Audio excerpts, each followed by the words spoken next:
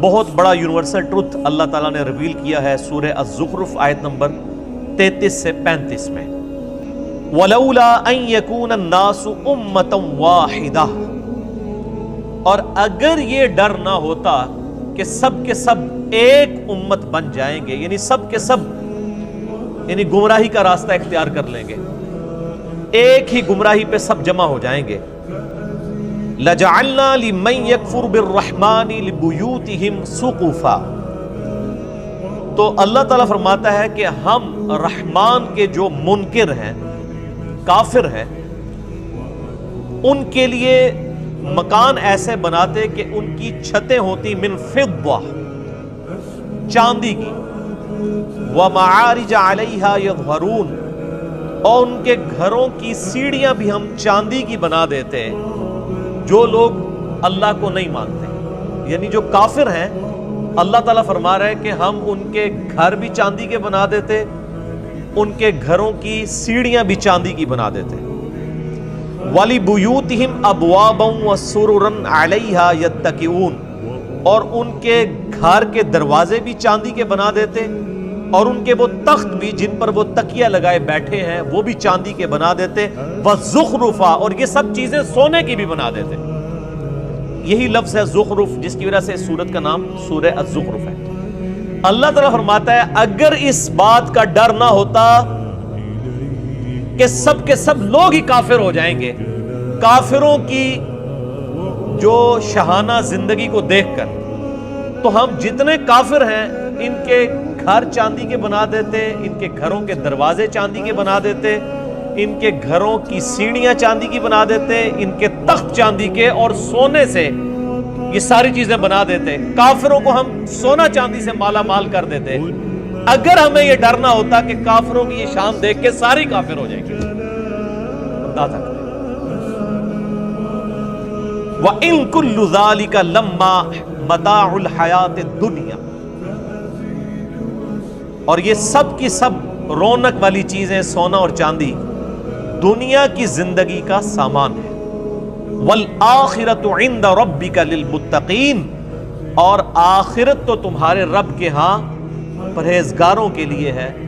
خدا سے ڈرنے والوں کے لیے، خدا کی شناخت رکھنے والوں کے لیے۔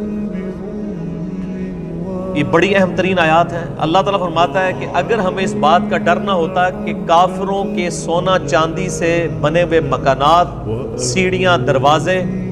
اور یہ تخت، یہ چیزیں دیکھ کے سب سب لوگ کافروں سے متاثر ہو کر کافر نہ ہو جاتے، تو ہم کافروں کو یہ سب کچھ عطا کرتے، یعنی اتنی بڑے لیول کی آزمائش ڈال دیتے کہ اہل ایمان پہ یہ آزمائش ڈالتے کہ اب بتاؤ اللہ کی طرف آنا ہے کہ شیطان کی طرف۔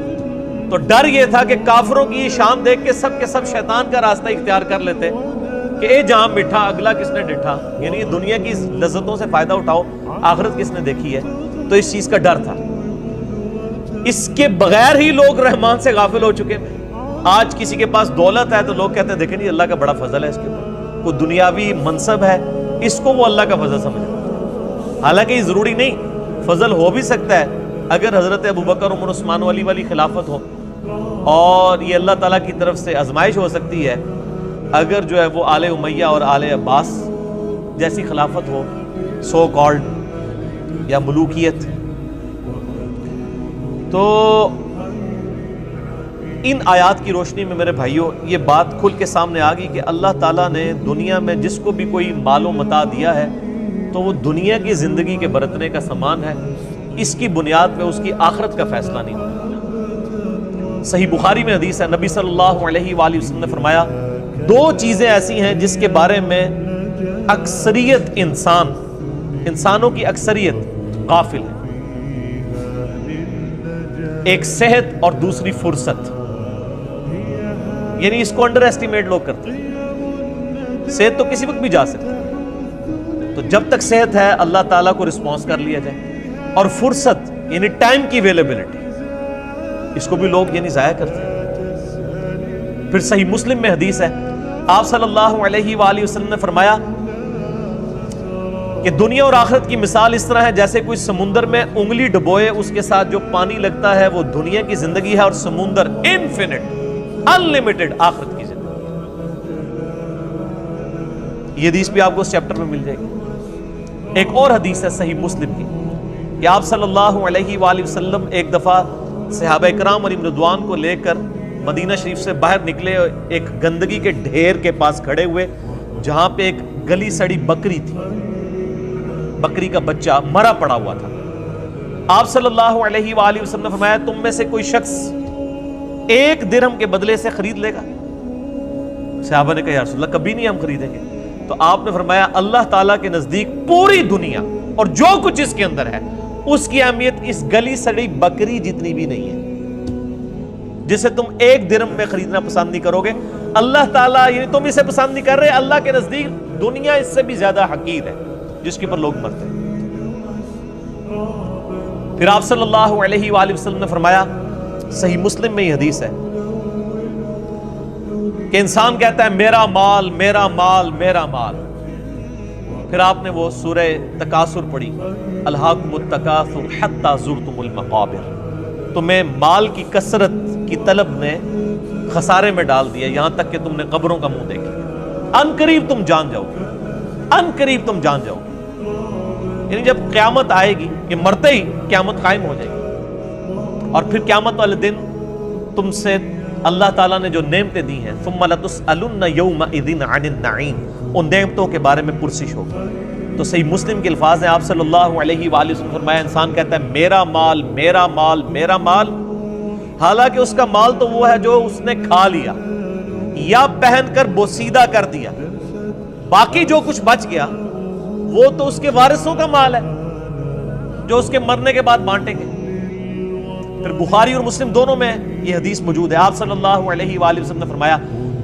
ابن آدم کے پاس اگر سونے کی 2 وادیاں ہوں تو وہ تمنا کرے گا میرے پاس تیسری بھی آ جائے، اس کا پیٹ صرف قبر کی مٹی بھرے۔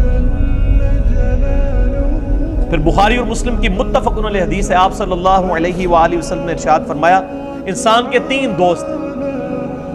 ایک ہی اس کے ساتھ قبر میں جاتا ہے اور وہ اس کے اعمال ہیں، باقی اس کے 2 دوست باہر رہ جاتے ہیں، اس کے رشتہ دار اور اس کا مال، یہ باہر ہی رہ جاتے ہیں، قبر میں صرف اعمال جاتے ہیں جو اس نے کیے، نیک یا برے۔ پھر صحیح مسلم کی حدیث ہے کہ دنیا کی زندگی مومن کے لیے قید خانہ ہے اور کافر کے لیے جنت ہے۔ جو دنیا میں جنتیوں والی زندگی گزار رہا ہے وہ سمجھ لے کہ اس کی آخرت سٹیک پہ لگی ہوئی ہے۔ یہ ممکن ہی نہیں ہے کہ آپ دوویں جانے مٹھے باؤ، یہ تو ہو ہی نہیں سکتا تھا، یعنی دنیا کی کاسٹ پہ ہی آپ کو آخرت ملنی ہے، جو سورہ توبہ میں آیا کہ ہم نے مومنین کی جانیں اور مال جنت کے عوض خرید لیے، جان بھی خرید لی مال بھی خرید لیا، تب جنت دیں گے، سورہ توبہ میں آتا ہے۔ تو یہ بڑا مشکل معاملہ ہے، اس کے اوپر فی البدی مجھے یعنی بے شمار احادیث یاد ہیں۔ اس کے علاوہ صحیح مسلم میں ایک حدیث ہے کہ آپ صلی اللہ علیہ وآلہ وسلم نے فرمایا اللہ تعالیٰ نے دوزخ کو شہوات سے ڈھانپ رکھا ہے، دنیا کی لذتوں سے، اور جنت کو ڈھانپ رکھا ہے ناگوار چیزوں سے، یعنی دنیا کی پریشانیاں مصیبتیں۔ یہ صحیح مسلم میں حدیث ہے، اور اس کی ایکسپلینیشن ہے ابو داؤد میں، ترمذی میں اور سنن نسائی کے اندر، کہ آپ صلی اللہ علیہ وآلہ وسلم نے ارشاد فرمایا کہ جب اللہ تعالیٰ نے جنت کو پیدا فرمایا تو حضرت جبرائیل علی نبینا علیہ السلام سے کہا کہ جاؤ جبرائیل جنت دیکھ کے آؤ۔ دیکھ کے آئے، اللہ نے فرمایا کیسا پایا جنت کو؟ کہا یا اللہ بڑی خوبصورت ہے، مجھے نہیں لگتا کہ کوئی شخص بھی ایسا ہوگا جو اس جنت میں جانے کی کوشش نہ کرے، وہ تو تن من دھن لٹا دے گا۔ اللہ نے فرمایا اچھا ایڈا ہی شوق ہے، اے بریکٹ اچ۔ پھر اللہ تعالیٰ نے جنت کو دنیا کی ناگوار چیزوں سے ڈھانپ دیا، یعنی دنیا میں تکلیف آئیں گی، پریشانیاں آئیں گی، پھر شریعت کی پابندیاں، حلال و حرام کا فرق کرنا، نمازوں کی پابندی، حقوق العباد کا خیال رکھنا، کتنی تکلیف ہے۔ روزانہ 5 وقت کی نماز پڑھنا کوئی آسان کام؟ ان ساری چیزوں سے اللہ تعالیٰ نے نا جنت کو گھیر دیا، یعنی جو یہ ہرڈلز، آبسٹیکلز یہ کراس کرے گا وہ جنت تک پہنچے گا۔ اور جبریل سے کہا ذرا اب جنت کو دیکھ کے آؤ نا. وہ دیکھ کے آئے نا, ان کا یا اللہ مجھے نہیں لگتا آپ کو بندہ جنت میں پہنچنے میں کامیاب ہوگا. ایڈے کڑگے لا چھڑے نے, پنجابی کہتے ہیں کڑگا, آنکڑے لگا دی ہیں پہنچنے کے لیے, اتنی ہرڈلز, اتنی آبسٹیکلز, مجھے نہیں لگتا آپ کو جنت میں پہنچنے میں کامیاب ہوگا. یہ حضرت جبرائیل فرشتوں کا سردار کہہ رہا ہے. پھر اللہ نے فرمایا اچھا ذرا دوزخ کو دیکھ کے آؤ, جہنم کو دیکھ کے کہا یا اللہ اتنا سخت عذاب, مجھے نہیں لگتا کہ کوئی بندہ ایسے عمل کرے کہ وہ دوزخ میں جانے کے لیے کوشش کر رہا ہو. توبہ توبہ توبہ, ایڈا سوکھ ہے. اللہ تعالیٰ نے فرمایا تھوڑی دیر کے لیے, یعنی ان کو سٹے کروا کے, اور دوزخ کو ڈھانپ دیا دنیاوی شہوات سے, دنیا کی لذتوں سے,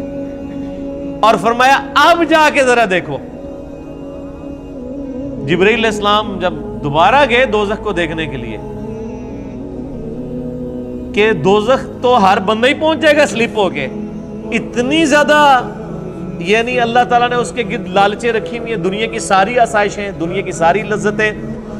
دنیا کی ساری عیاشیاں, یہ گھیر گار کے انسان کو دوزخ میں لے جانے والی. تو جبرائیل علیہ السلام نے کہا یا اللہ مجھے نہیں لگتا کہ اب کوئی شخص دوزخ سے بچ پائے گا. تو نے ایسے ہی معاملات کر دیے کہ لگتا ہے سارے دوزخ میں چلے جائیں گے. یعنی وہ جبرائیل جو تھوڑی دیر پہلے ایک سٹیٹمنٹ دے رہے تھے 180 ڈگری بدل گئی. کیوں بدل گئی؟ کیونکہ جبرائیل علیہ السلام نے طارق جمیل صاحب کے لیکچرز نہیں سنے ہوئے تھے. میرے بھائیوں, خدا بڑا ڈاڈا ہے, خدا کا کبھی ایک رخ بیان نہ کریں. یہ یعنی میں نے گھر تو نہیں, یہ ساری حدیثیں بخاری مسلم سے ہیں, یہ کوئی قصہ کہانیاں تو نہیں صوفیاء کی کتابوں کی لکھی ہوئی میں بیان کر رہا ہوں, یہ بخاری مسلم بیان کر رہا ہوں. یہی وجہ ہے صحیح بخاری میں حدیث ہے, نبی صلی اللہ علیہ وآلہ وسلم ایک چوراہے کے پاس سے گزرے, کچھ صحابہ کہہ کے لگا رہے تھے, ہنس رہے تھے, آپ رک گئے. آپ نے فرمایا جو کچھ میں جانتا ہوں اگر تم جانتے ہوتے تو بہت کم ہنستے, زیادہ رویا کرتے. آج مجھے ایک بھائی پوچھ رہے تھے جی, وہ طارق جمیل صاحب کہتے ہیں کہ آج کل کچھ نوجوان مبلغین ہیں, انہوں نے لوگوں کو یعنی خدا سے دور کر دیا, ایک تھانے دار کا کانسیپٹ دیا ہے خدا کے بارے میں. یہ تھانے داری والا معاملہ نہیں ہے میرے بھائیوں, یہ خدا کا وہ تعارف ہے جو قرآن کے اندر ہے, جو اللہ کے محبوب صلی اللہ علیہ وآلہ وسلم نے ہمیں کروایا. پورے قرآن کے اندر قرآن کا جو مزاج ہے اس میں کہیں یہ بات نہیں آئی ہے کہ آپ اللہ کے نافرمان ہو اور ڈٹے رہیں اور اللہ معاف کر دے گا. Not at all. ہمیشہ یہ ہے کہ جس شخص نے اللہ کی طرف رجوع کیا, توبہ کی, اپنی اصلاح کی, پھر اللہ تعالیٰ کو غفور رحیم ہوا. یعنی اس کے اوپر درجنوں آیات ہیں. میں نے مسئلہ نمبر 18 توبہ اور گناہ کبیرہ کے اوپر, اس میں یہ ساری آیات ڈسکس کی ہیں, جسے شوق ہے تو وہ دیکھ لیں. تو یہ بڑا کریٹیکل ایشو ہے. لیکن اس کے بعد پھر موجہ ہی موجہ ہیں جی. صحیح مسلم میں ایک حدیث ہے, اللہ تعالیٰ قیامت والے دن ایک ایسے شخص کو بلائے گا جس نے دنیا میں بڑی عیاشی کی زندگی گزاری ہوگی, لیکن اللہ تعالیٰ کو رسپانس نہیں کیا ہوگا. اللہ تعالیٰ فرمائے گا فرشتوں ذرا اس کو پکڑ کے ایک دوزخ کا پھیرا لگواؤ نا. ایک کی پھیرا, کہنا ایک پھیرا لگے گا, ایک پھیرا لگے گا نا. اللہ تعالیٰ اس کو بلا کے پوچھے گا ہاں بھائی کوئی دنیا میں تو نے آسائش کا دن گزارا؟ کہے گا یا اللہ تیری عزت کی قسم میں نے دنیا میں کبھی آسائش نہیں پائی. حالانکہ پوری زندگی عیاشی گزری ہے, لیکن دوزخ کا ایک پھیرا وہ سارا نشہ کافور کر دے گا, سارے کا سارا نشہ. ابھی آپ دیکھ لیں نا, عیاشی کی زندگی ہوتی ہے, جیسے ہی جناب گردے فیل ہوتے ہیں, شوگر ہو جاتی ہے, وہ جناب کل میں وہ پرویز مشرف صاحب کی ایک آن لائن ان کو لیا ہوا تھا صحافی نے, وہ تو لگ ہی نہ تھا, وہ مشرف ہے, اس کی تو آواز ہی نہیں تھی نکل رہی, کس طرح مکے لہراتا تھا. اور اب مجھے تو پہلے لگا شاید کوئی عورت بول رہی ہے, پھر میں نے غور سے دیکھا, میں نے کہا تو مشرف صاحب ہے, آواز بھی بیٹھ گئی. یہ وقت کے ساتھ ہر چیز کافور ہو جاتی ہے. تو اور پھر اسی مسلم شریف کی حدیث میں آتا ہے کہ اللہ تعالیٰ کہے گا کہ اس شخص کو بلاؤ جس نے دنیا میں بڑی مفلسی کی زندگی گزاری لیکن مجھے رسپانس کیا, اور فرشتوں ذرا اسے ایک جنت کا پھیرا لگاؤ نا. وہ ایک پھیرا لگوائیں گے نا, پھر اللہ پوچھے گا اوہ دنیا میں کوئی تکلیف دیکھی؟ کہے گا یا اللہ تیری عزت کی قسم کوئی تکلیف نہیں دیکھی. اگر یہ ہمیشہ کی کامیابیاں مجھے ملنی تھی تو وہ تکلیف ہی بھول جائے گا۔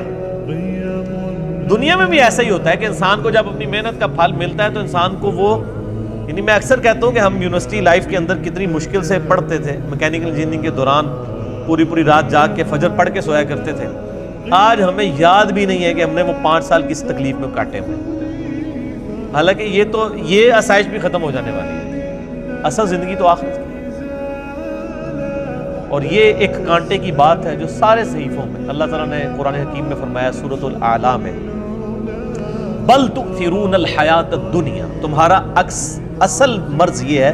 کہ تم دنیا کی زندگی کو ترجیح دیتے ہو، والآخرۃ خیر وابقیٰ، جبکہ آخرت بہتر بھی ہے اور ہمیشہ رہنے والی ہے۔ ان ھذا لفی الصحف الاولی، یہی ایک کانٹے کی بات، یونیورسل ٹروتھ، پچھلے سارے صحیفوں میں، ساری آسمانی کتابوں میں ایک ہی کانٹے کی بات تھی، ان ھذا لفی الصحف الاولی صحف ابراہیم و موسیٰ، چاہے وہ قرآن سے پہلے ابراہیم علیہ السلام کے صحائف ہوں یا موسیٰ علیہ السلام کے، ایک ہی کانٹے کی بات تھی کہ دنیا کی زندگی عارضی ہے، اصل زندگی آخرت کی ہے۔ تو اس ٹاپک پہ یعنی بے شمار بولا جا سکتا ہے، میں اس ٹاپک کو یہیں پہ کنکلوڈ کرتا ہوں اس حدیث پہ جو بخاری اور مسلم دونوں میں ہے۔ آپ صلی اللہ علیہ وآلہ وسلم نے فرمایا، اے اللہ محمد اور آل محمد صلی اللہ علیہ وآلہ وسلم کو بس اتنا ہی رزق دینا